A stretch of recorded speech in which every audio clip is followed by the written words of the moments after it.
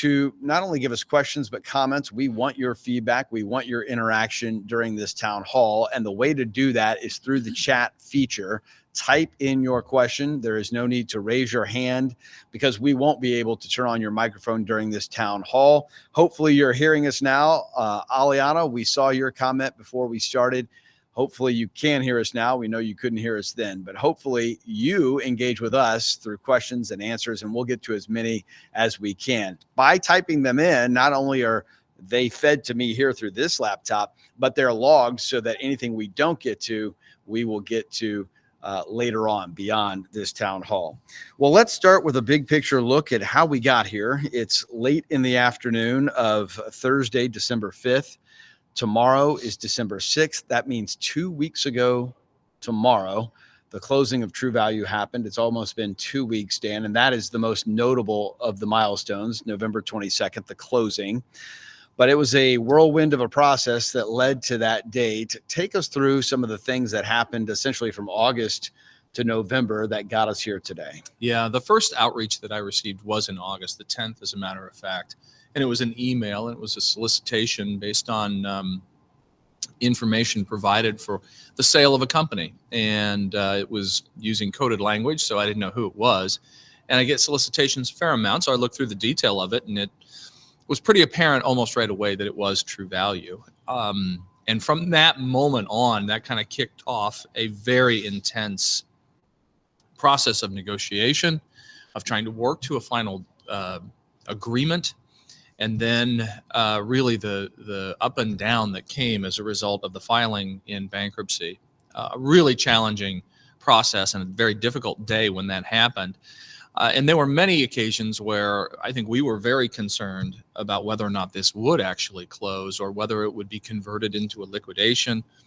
Fortunately, on October 31st, Halloween, the parties came in, and after a lot of back and forth from the lender group with the old True Value, the debtor, they finally entered into an agreement, which we supported.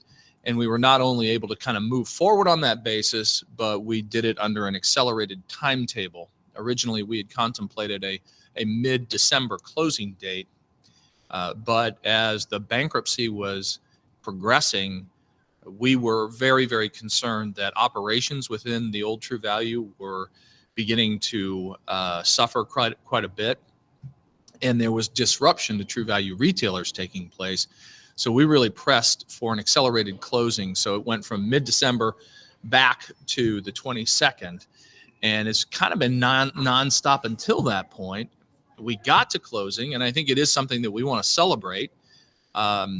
It was a very important day in our history, and we hope to bring a whole lot more stability to operations, not just within True Value, but supporting True Value retailers. So a lot to celebrate there. But it certainly wasn't the end of the work. That's when really the work began in earnest, and Dent and his team have been just racing to address so many issues every single day since then. So Dent, let's turn to that work. November 22nd, the closing comes. You've had almost 2 weeks, which I suspect, as I've said to you, feels on one hand like 5 minutes. On the other hand, it might feel like 6 months already.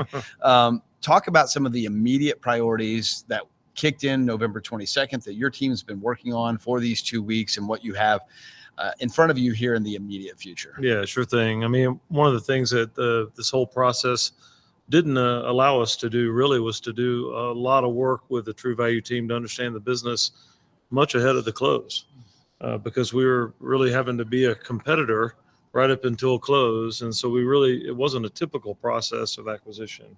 So what that's meant is that we had to anticipate moving quickly. We named a team in advance of close, and we've got a really strong leadership team who immediately went in.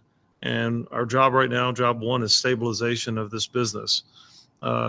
Bankruptcy has not been kind to the retailers. It's not been kind to the vendors. And it's certainly not been kind to the company. And it has completely locked up the supply chain. So job one is getting the supply chain up and running, getting inventory moving.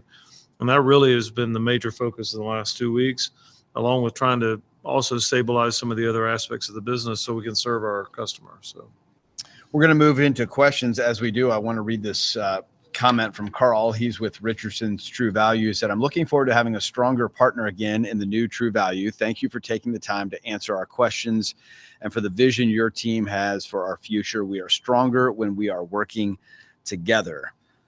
I think we all completely agree with that, Carl. Thank you for that. And I think you're going to see in this town hall an openness and a transparency that marks Do It Best and marks now the new True Value.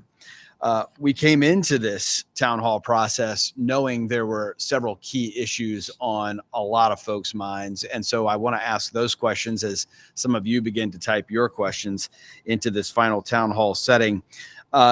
Let's start with this one, Dan. A big one was this idea of 2 gatherings in March of 2025. Yeah. Do It Best had a spring market planned for late in the month. A little bit earlier in the month, True Value had a reunion planned in Denver. Do It Best in Orlando. There was some work being done on what we were going to do. How could these come together? Maybe we should keep them separate. We landed on that. We made a public announcement the other day. Where are we for that March 2025 plan? Yeah, we really tried to not react prematurely on that. We wanted to explore all options, right. But I think it became quickly apparent that we were not going to be able to host the reunion in Denver as originally envisioned, owing to a lot of circumstances, but it just wasn't going to be feasible. The bigger issue became, well, what can we do with respect to the Orlando market that we were planning in order to invite True Value retailers in and make sure that they are a welcome part of that. We really want to have one large combined event. I think it's going to be more powerful that way. And we were able to secure a little bit more space. That's going to enable a number of things, including just some unique product from a buying standpoint that True Value retailers can evaluate and take advantage of. The other thing that we wanted to do was invite folks in early. So on the evening of the 20th, the market really begins the 21st, 22nd, but preceding all of that, we want to host an event, particularly for True Value retailers, where we can welcome them in, maybe share a unique message with them, but then also take time and interact with not only myself, with Dent, with his entire team. This is a relationship business, and we just think it's so critical that we spend time not just meeting you, but learning more about you. And that's just another opportunity for us to provide a listening ear, to learn what's important to you, to focus on how we can improve things to better serve you in the future. That's really what we intend as part of that. And I just think March is going to afford us a unique and a wonderful opportunity to do that. Yeah, so one big market in Orlando, starting with that unique to True Value kickoff on the 20th. I strongly encourage you to make plans to join us in Orlando. I think it's going to be a great time, not just for you to buy and have opportunities to get great deals, but to learn the Do It Best True Value situation and meet leaders face to face and give feedback. I think it's going to be just a sweet time, honestly, and I strongly encourage you to be there. One other question that we knew would come up even before these town halls, we were getting questions about the 2024 rebate, and I want to frame this kind of maybe as a two-part question here. Retailers have been working all 2024 long on a rebate, earning a rebate with the expectation it would be paid out in early 25. Where do we stand? Dan, maybe let's start with you. Where do we stand on that process of the 2024 rebate? And then given where we stand, I think it makes sense to have Dent then chime in with where we go from here. Yeah, let me start with, we talked about what happened on the 22nd and what we've been working on since then, because that was our first opportunity to really dig in and learn a lot. So let me start there. We didn't know a whole lot about the customer agreements. We didn't have access to those customer agreements, and certainly didn't know about the rebate, whether the size of it or what was earned and owed. So beginning then, we had a chance to kind of get our arms around that, and we've learned a few things. One is that the old True Value, the debtor in bankruptcy, they were not setting aside funds in order to pay that obligation. That was just a general obligation of the company. So what that really meant is that we're evaluating that as part of their bankruptcy, and it's one more obligation of a company that owes far more than it has. So under their own filing, they described they had debts and obligations that range anywhere from $500 million to $1 billion. And they had assets that ranged anywhere from $100 million to $500 million. Those are big ranges. Yeah. And, but what was clear is they owe so much more than they could ever repay. And one of the things that's going to suffer as a result of that are unsecured creditors. You've got the lenders who are the secured creditors, and they're not going to recover fully. Then you've got a group of unsecured creditors behind them. That includes a lot of vendors, trade creditors, service providers, and I think it includes the folks who are true value retailers who are owed that rebate. My concern is we don't know how that money is going to be paid out. So it may be a good thing to submit a claim for that rebate if you're a true value retailer. My concern is that I just don't think that they're going to have nearly enough to pay out on that. They may have something, but I think it's going to be relatively small. That's just my opinion. Yeah. So, for what that's worth, I think it's very unlikely. Now, here's the problem. We know how critically important that is to true value retailers, and we were really disappointed that that's the state of things. So we started working on, well, how can the new true value try to address that issue and maybe provide an avenue to recover some of that. And so that's where I think Dent can provide some detail. Yeah, sure. I can tell you that we know exactly how much our retailers rely on these rebates. That's true whether you're a true value retailer or Do It Best member. So it's really important to us once we've discovered sort of the magnitude of the problem to figure out, okay, how do we build a 2025 rebate program to allow customers to continue to build and rebate on 25 purchases, but also as they continue to do business with us, how can we help them recover the 2024 rebate? So that's what we've been working on. Yeah. There's a lot of details, as you can imagine, behind putting that together. We don't have that all nailed down. By the middle of next week, we expect to communicate those details out to the retailers at True Value. Again, how do we earn 25, but maybe more importantly, how can we recover some, if not all, of what was earned in 24? Yeah. Dent, I want to get into some of the operational stuff with you, but before we do that, Don has asked a question that I think dovetails nicely with what you were saying, Dan, about that process, which leads to the rebate not being paid out by old True Value. And Don said it this way: what has happened to my 30% stake in True Value that was a result of the Acon purchase? You described this process, this line essentially of credited, unsecured, and then down the line come the retailers. It's the same, unfortunately, the same process with the 30% stake. It is. You've got in bankruptcy, you've got these, sort of an order of priority of who has the claim that can be submitted. Right. And that's what we're talking about in this succession, in this line of folks. And it is the folks, the secured creditors, who are in that first position. Then you've got everybody else who's a creditor.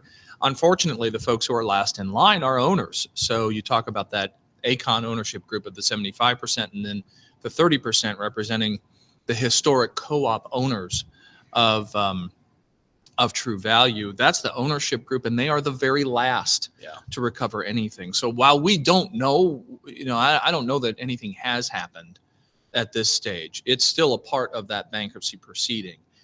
I just tell you, I think it's very unlikely that there will be anything left for those shareholders to recover. Yeah, important to note that we don't know. We don't have a full line of sight to that process. But earlier this week, I was describing it as you're standing in line for bread. You see people in front of you not getting bread. It's hard to imagine that you are going to get any bread. It does not seem likely to us, but we don't know. Yeah, I mean, I just want to be transparent with folks about what we believe is the case. Yep. And I do think it's very, very unlikely. And that is the unfortunate reality that I believe we're stuck in. Yep. So now, Dent, let's jump into some of the operational issues, starting with something that I know has been broken for a while. I know has been on the minds of a lot of people, which is the drop ship program. What is the state of that today and in the very near future? Well, the bad news is it's been shut down really almost since the bankruptcy was declared. So it's really put a lot of retailers in difficulty. I know Do It Best has offered customer agreements to help sort of make that a little less painful, but the fact of the matter is it's been painful since the last 5-6 weeks. The good news is we're turning it back on tomorrow.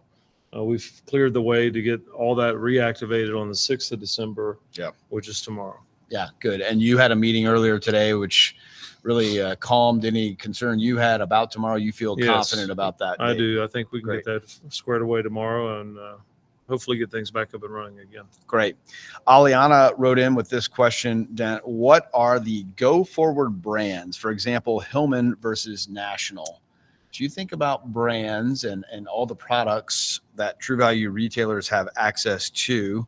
I don't know if you can speak to Hillman versus National specifically, but what about products going forward? Well, that's a bit of a tough one because some of the problems we're having with the current vendors today. But our intent is to keep things the way they are, first and foremost. That's our strong desire, is to get the relationship repaired, get product moving. So I wouldn't look for any short-term change. There will be some new vendors that True Value retailers will have access to, and there will be program changes just like there are in our business every year. But in the short term, it's really how do we get supply back up and running long before we focus on a change in vendors. You mentioned damage there done to the vendor relationship. Let's talk about that for a moment. It's been much like the drop ship. It's been broken in many cases. And I was surprised to learn how little overlap, less than 50% overlap on exact SKUs between Do It Best and True Value. So a lot of different retailers, a lot of relationships that we have, but a lot that we don't have or aren't as deep and that you've had to step in and try to do some repair work with. Give us just kind of a big picture view, Dent, of where you stand with your leadership team in rebuilding and repairing those relationships. Yeah, sure. I think the main thing to take into account is that many of these vendors were just as surprised as anyone else when bankruptcy was filed.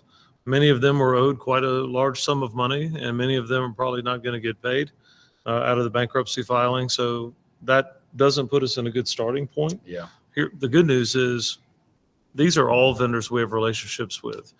We obviously do a lot of business. We have about 40% of common vendors. But we also have relationships with those we're not doing a lot of business with because we're in the industry. They come pitch us programs all the time. So we're not starting at zero. So as bad as the damage may be, we've had a lot of good luck already starting to repair these relationships, get things moving. A lot of the difficulty we've had so far is just people understanding the bankruptcy process and how they're going to get paid and those kind of things. But from a credibility point of view, we've been able to sort of unlock and allow for purchase orders to be written. Tens of millions of those, tens of millions of dollars of purchase orders have been written in just the last several days. So I'm very confident we're going to get it repaired. We've got a few vendors who are playing in a little bit of a complex space, but for the most part, we're in good shape, and I feel good about it going forward. Yeah, Dan, I think it's important to reemphasize they're not starting from ground zero. Right. This Do It Best has been in this space for decades and have a lot of great relationships, and that is going a long way to help Dent and his team repair those relationships. It really is.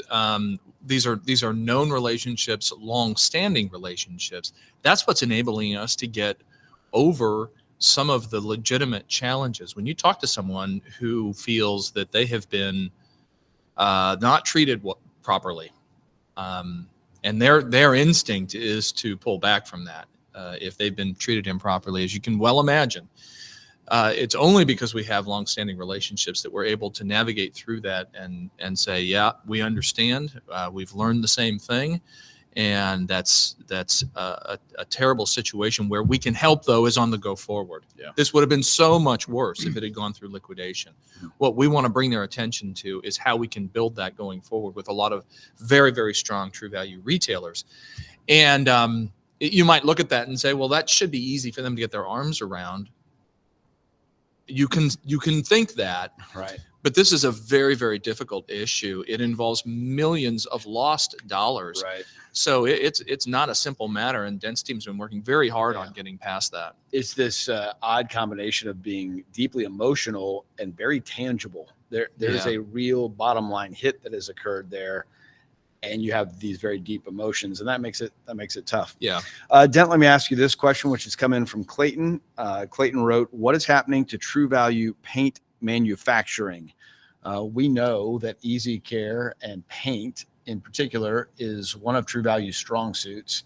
And so I know that's been something you've already been focused on. Yeah, absolutely critical. And so what's happening short term is we're doing the same thing as we are on the wholesale side of the business. We're getting raw materials shipped in, and we're preparing to make paint for the spring season. Easy Care, we know, is a very, very critical brand. It's an excellent paint brand. And so we envision getting ready for the spring in the manufacturing business. Yeah. You spoke to the drop ship program earlier. Tell me about fall reunion orders. I know that issue is not as cut and dry. A lot of orders went in during the fall reunion. What's the status of those? Yeah. So the good news part of that, Curtis, is that all the necessary vendor orders have been placed to support those orders. So that's underway. I would say for the most part, we feel good about those coming in as planned or close. Where we're a little bit more concerned is on the import side. Yeah. Those orders were placed a few weeks after what we believe would have been an ideal time to place those. So we're watching all that carefully. We know how important that is for spring. And that's what the team's focused on, is getting that turned around as quickly as we can. Yeah, there are a couple of big items that I want to get to here. And one was just asked in the chat, which is, what is the vision for the True Value brand? Will it be supported? The brand is critically important. I think this is a big topic that I'd like you both to chime in on. Dan, maybe let's start with you, because I know from talking with you that the brand was one of the crown jewels. It was one of the assets that made the acquisition make sense. So from that perspective, tell me about the value that you saw and continue to see in the True Value brand. Yeah, I think it's so important to emphasize that it has that value, because it just wouldn't make sense to pursue that and spend a lot of money for that, only to either neglect it or retire it. That's not the plan. We plan on investing in that brand in order to bring it to retail prominence as it has historically been. We've noted that through this process, there's been some damage done, and I think that's accurate and that's true. And that's, I never want to look at that and say, anything other than the reality. That's a bad thing. What's interesting, though, about what that can tell you is the resilience of the retail brand. Despite those hits, the retail brand is still an immensely powerful retail brand to the consuming public. And that is so key and important. I think that gives us an opportunity to invest in the brand, to try to restore it to retail prominence. And that's going to take some time. I would say, going back beyond the bankruptcy filing, I would say that the brand has been in a state of benign neglect for at least 10 years. It's just not been invested in the right way, or as it should have been, in order to grow and improve the brand. I think it's just languished a little bit. But there is so much opportunity there, and that's what we want to focus on. And even having said that, Dent, you and your team, as you dive in, you have seen that while the brand has been benign neglect, is how Dan just said it, or starved, neglected, however you want to say it, there's still some real value there. And so to the point of this question, will it be supported? The answer is an emphatic yes. We want to build it back up. Absolutely. Yeah. I mean, I can't really say it any better than Dan did. I think when something is this strong, despite being starved, neglected, whatever word we want to use, it tells you that's really, we have a high potential there. There are some excellent products that back up this brand. And what our team is really looking at now is, what are the products and the programs that are going to need to be used to sort of rebuild, what investments are appropriate to make short-term, mid-term, so that we can achieve the vision that Dan is sort of talking about here. Yeah. What are the other big topics that I wanted to get to? Warehouses. Let's have you address that. The warehouse landscape for Do It Best has changed greatly here in less than a calendar year. Less than a year ago, we had 8 warehouses. Then we got a 9th in the middle of the year, and now that count is over 20 with the True Value acquisition. When you look at the landscape of warehouses, what do you envision happening in the future? What's the plan, maybe short term and even a little more long term? So I'll give you the very, very short term, which is we got to get a product and inventory moving to really all these locations, with the exception of the 2 that True Value had already announced that they're closing. So job one is to really get the fill rate in better condition before we do anything else. However, we now have 20 or 20 plus warehouses. we had 8 that were doing about $1.5 billion, $1.6 billion. We've got less than double the business with more than double the warehouses. So Yeah, in order that to math doesn't add up. It doesn't add up. And we pride ourselves on our efficiency and delivering return to our customers. And so really what we're looking at is very quickly after fill rate is in better shape, what do we need to do to have more efficient operations? And so we're going to be looking at that whole network. We luckily launched a study to sort of help us get our arms around the Do It Best network and how to optimize it. We've now will be integrating these extra, dozen or so warehouses to figure out the best way forward. So it's a pretty urgent topic for us because that's a key way that we can have a more profitable business for our retailers. Yeah. And Dan, I think this speaks to where True Value retailers can find some real comfort in the acquisition versus liquidation, for example. Do It Best is an organization that's been around for 8 decades, and it's been in this space. It's been doing this, running things efficiently, optimizing performance has been something that's marked this company for a long time. And that's not changing today or tomorrow. No. As a matter of fact, this is a good problem to have. As Dent said, that we were already beginning a process of evaluating a national network. So we already have coverage that gets the lower 48 and beyond. And so what we wanted to do was optimize that and drive efficiencies throughout that. What this is going to enable us to do is have a little bit more flexibility as we approach that question, but we've got to do it with a fair amount of diligence. We just can't operate that many and be efficient. So while for now, we're going to address the most important issue, which is getting inventory and fill rates where they need to be, then it's going to be a laser focus on driving efficiency going forward. That's where we can deliver value to our members and to our retailers. Yep. Question came in. I think, Dan, maybe let's start with you on this one. Who can I be? A True Value retailer, a Do It Best member, both? I think the True Value retailer realizes today, there are options now. And maybe that's good. I think, I've got some options. Maybe it's bad. I'm not clear on what this means for me. Speak to the options, the avenues that they can now choose. Yeah. And what we try to reinforce is that the decision point belongs to our members and our retailers. Yeah. But there's a couple things that I think go into the consideration of that. And one is, I think maybe the first one that might take you down one path or another is, what is the retail brand position that I want to take? And if your answer to that is, I want to continue to fly the True Value flag, I want to use the name in my business, I want to use the name on the front of my store, and I want to have product that supports it. If the answer to that is yes, then I think primarily what you want to do, at least in the time being, is to continue to order through the True Value warehouses, because that's where that product lies. One of those answers that I'm driving at is there's a retail branding point. The other is, where do I get my primary source of supply? Is it through the co-op, or is it through the customer relationship with True Value? And I think that once you've answered that retail brand question, it kind of then points you to an answer on where you can get product.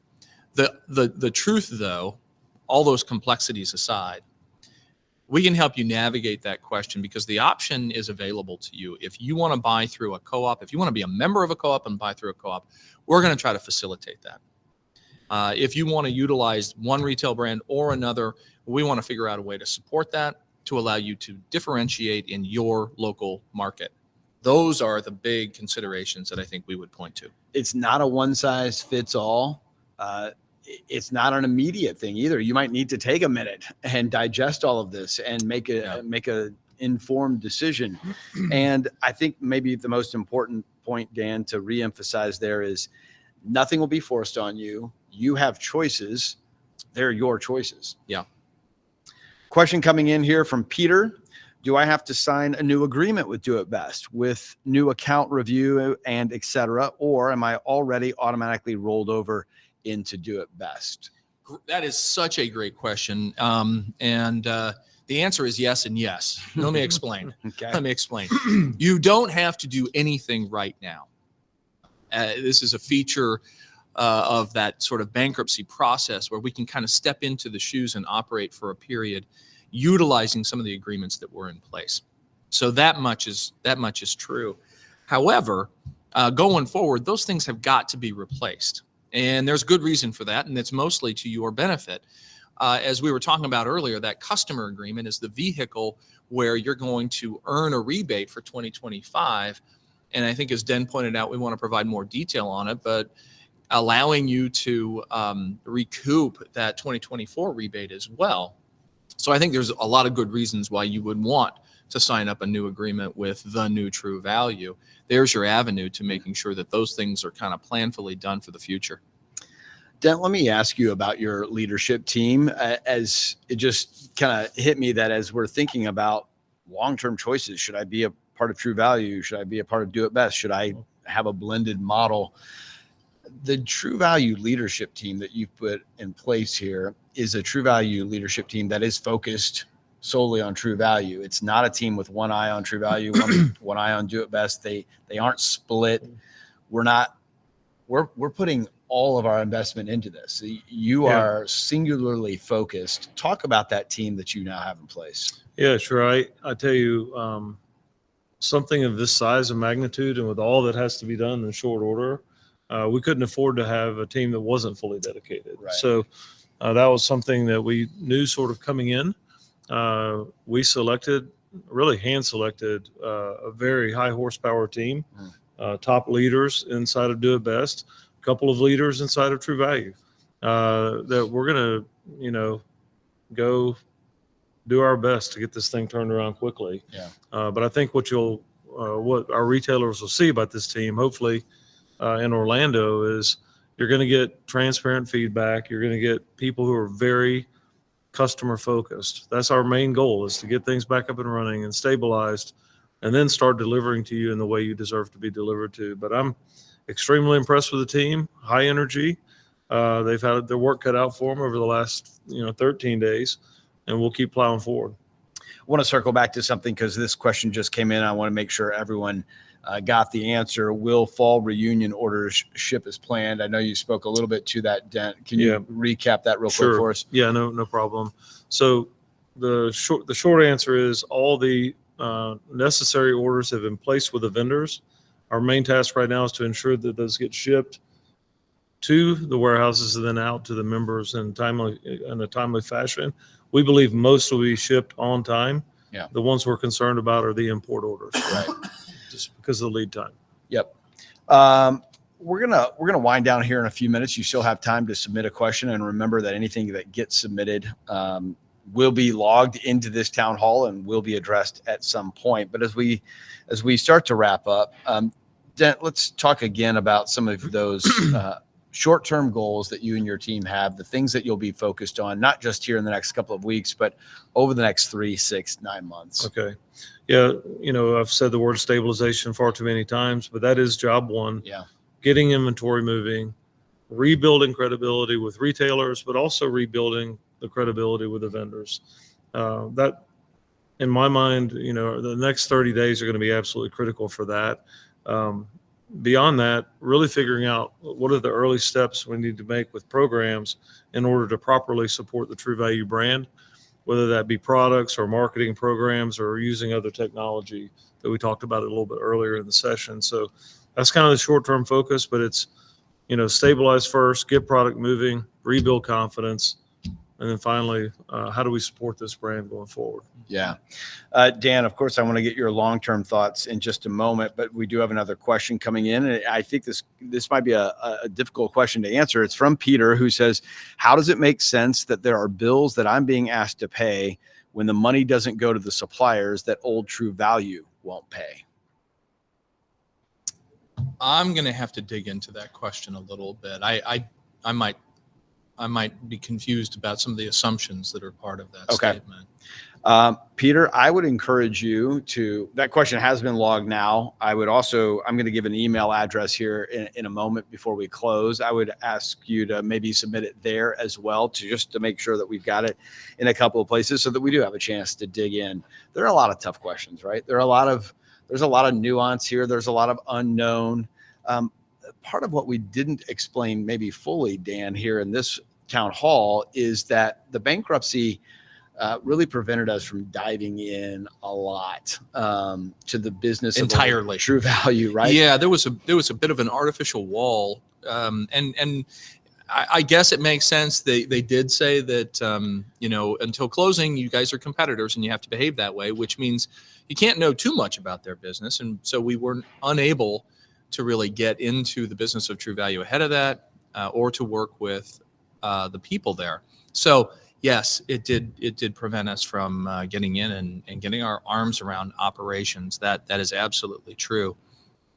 We might need to dial back though and make sure we understand the question before we just try to launch into an answer. I suspect it's probably around being asked to pay a supplier, but then that supplier was never paid by True Value and therefore may not be willing to ship product. We know that those cases exist. I don't know if that's particularly what we're referring to here, but let's dig in and find out and see what the situation is. I think this speaks to two things. One is that Dent and his team have really just gotten that full line of sight into True Value starting on November 22nd, 2 weeks tomorrow. So not even a full 2 weeks. And then it also speaks to the openness and transparency. I don't think you see Dan or Dent running and hiding from any question, just wanting to have an informed answer, make sure they understand the question before they get you an educated response.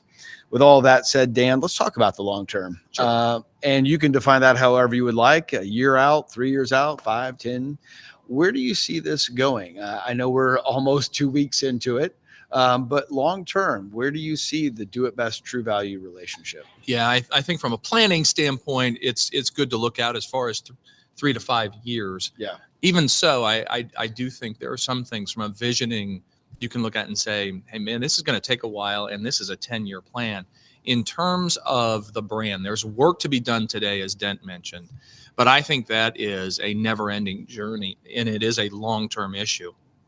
We want to build and support the True Value retail brand and do it in a way that we're aiming at making sure and distinguishing it as the premier retail brand for independent home improvement, without question. So that's a pretty lofty goal. It's going to take a while to get there. That's a long-termer.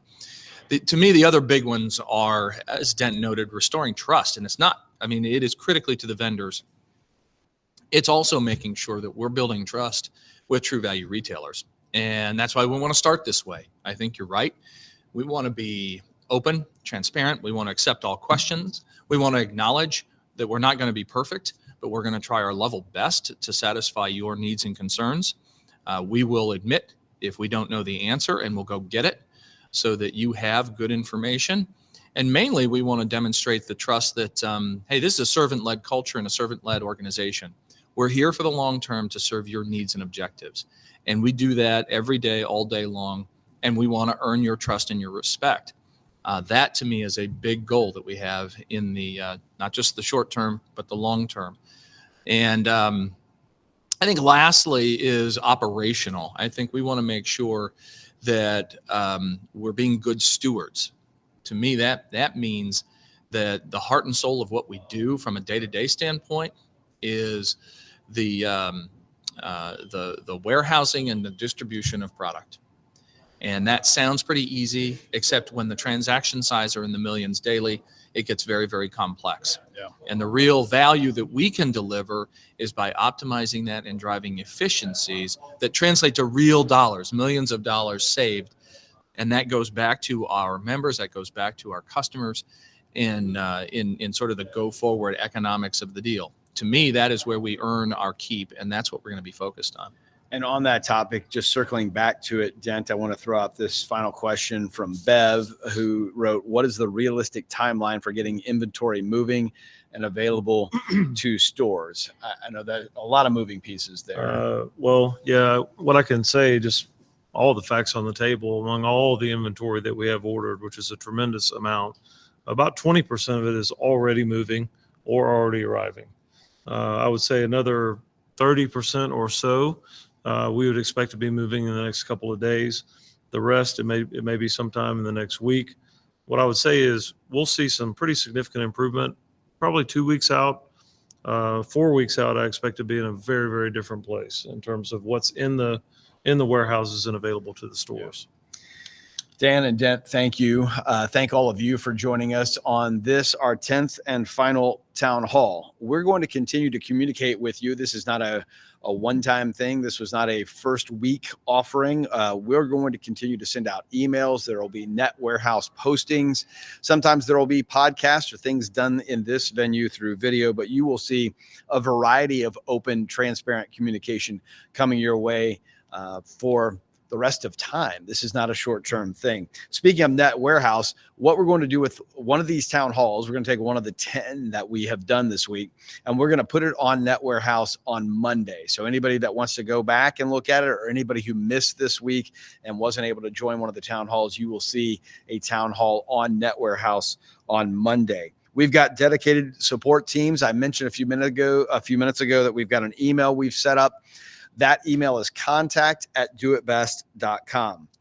So if you have any question, any comment that didn't get answered, Peter, I think I encourage you specifically to send your question to that email. Again, it is contact@doitbest.com, and someone will get an answer to you as soon as we have an answer. Well, thank you again for joining us. This has been an incredible few months. It's been an incredible week of communicating out what we think the future is going to be. We're all on this journey together, and we're excited to be here with you. Thank you for being with us today. We hope you have a wonderful holiday season, and we'll see you soon.